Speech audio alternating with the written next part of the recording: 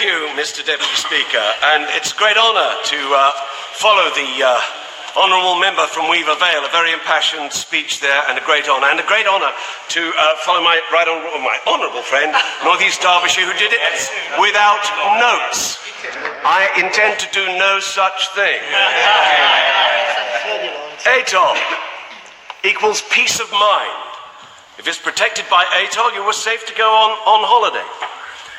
It makes sense. Peace of mind is good. It is happy. Therefore, I am supporting this bill. It's also an honour to be here at all. If you consider just a few short weeks before I stood for election at the by-election in Clacton in 2014, I was on tour with Jason Donovan in a production of Priscilla, Queen of the Desert. Now, I've played on many stages across the world in 45 years, but this has to be the finest. Thank you, residents of Clacton. I will do my very best for you. Mr. Deputy Speaker, I was honoured and indeed humbled when the residents of Clacton gave me the overwhelming support they did at the last election. But I had one other overwhelming sensation, which I'm sure many others, when they first take their seat in this house, have, and that is, what on earth have I let myself in for? When I relayed my concerns to my wife, Vanda, you see, she gets a name check as well, she said, "It's a stage and an audience. What could possibly go wrong?" What a stage and what an audience. Mr. Deputy Speaker, in preparation, I looked up the advice on maiden speeches, and it seems that the typical maiden speech, it tells us, is divided into three parts. Part one consists about being nice about the previous incumbent of the seat. I remind you that my seat is Clacton. Part two involves a glittering description of the constituency, outlining its fabulous assets and its wonderful potential. In part three, one is advised to lay out some of the plans one has to enhance the wonderful area one represents, left even more wonderful by the splendid previous incumbent. So to part one. My immediate predecessor was the notable Douglas Carswell, against whom I fought two previous parliamentary elections. It must be said that we didn't always see eye to eye, but I will say this. Douglas was an extremely good constituency MP. I was regularly in contact with him as a district councillor, and I saw him at first hand in his competent dealings with his constituency. You send him a note, and he always gave you a considered reply, a good example to me. And even after he moved gently on from our party, he always behaved like a gentleman, and it's largely to his credit that we fought those two elections without any mudslinging, however tempting it might have been. We fought on the issues and not on the personalities. I had respect for him holding his views, even if I didn't agree, and I frequently didn't. Now, when I made my speech on being elected, I touched on the subject of respect. I paid tribute to my fellow candidates. I respect them for going on the sometimes grueling journey that we all know about in this place, pacing the streets, taking some flack, but meeting some wonderful people. I may have stoutly disagreed with my fellow candidates on many issues, but I never once attacked them personally.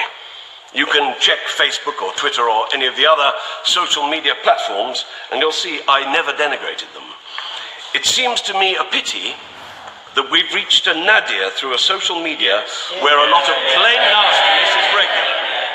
If we all had a little more respect, the world would be a far happier place. Mr. Deputy Speaker, to part two. Over the last 10 years, I've been fortunate to represent my residents at Tendring District Council. My ward, Frinton-on-Sea, has always been at the forefront of my mind when dealing at district level. And from now on, Clacton, my constituency, and its views, and my residents' views, will always be at the centre of all I do here. Now, the Clacton constituency is roughly half of Tendring District. A stunning peninsula with the Colne to the southwest, the Stour to the north, and the North Sea to the east. I think you can see where I'm going with this. As a result, we have 36 miles of the most stunning coastline pretty much anywhere in the country. We have the sandy beaches of Walton, Frinton, Clacton, and probably the best beaches of all at Jaywick Sands. We have the Walton backwaters, a mysterious area of tidal creeks, mudflats, islands, salt marshes, marsh grasslands, which in the late 30s gave Arthur Ransom the inspiration to write his book, Secret Water. It is called Secret Water because when you approach from the sea, it is difficult to see that there's an entrance there. So we have the buzz of Clacton, the quiet of Frinton, the rustic charm of Walton, the beautiful village and priory of St. Osyth, and the bucolic hinterland of gorgeous villages and countryside. It is no wonder that we have a fast reviving tourist industry. We are the Sunshine Coast. Which brings me neatly to part 3. I find it absolutely incomprehensible that this extraordinarily special place, so dear to my heart, lying as it does a mere 70 miles from London, has historically been constantly overlooked. That 70-mile journey takes the best part of 1 hour, 40 minutes by train, which in my view is simply not good enough. A journey by car is an adventure only for the very brave during peak times. The A12 is known to be one of the worst roads in the country. It's often argued that we should be thankful that we're so hard to get at. But there's the old adage, down good roads, wealth flows. Imagine if we could bring that journey closer to an hour. 70 miles in an hour. Not unthinkable, not even illegal.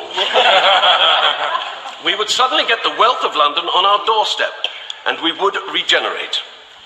Now, Clacton faces many challenges, most of which we've been taking head on at District Council, and we've had some success. The long-awaited regeneration of Jaywick has begun. It has new roads, new buildings, and a great sense of community. It is on the up. Walton on the Naze has new developments and quality shops arriving. It is on the up. In the last 5 years, at District Council, we've managed to obtain £50 million worth of investment into the area, £36 million of which has been spent on new sea defences in Holland-on-Sea and Clacton. You have to go and see them. We've created new lagoons, reefs and beaches over a 5-kilometre stretch. We are on the up. But we need that infrastructure.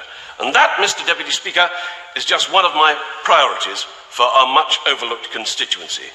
I just want to remind you that we do exist in Clacton and that you're all welcome to come and see us. I'll take pleasure in taking you to the Naze Tower, built in 1720 by Trinity House as a landmark for mariners. It stands on the highest point in the constituency and gives breathtaking views across to Suffolk, over the beaches, and looks down on those treasured backwaters. We are a jewel of a place with many facets. It is well worth that 1 hour, 40-minute journey. Do come. Thank you.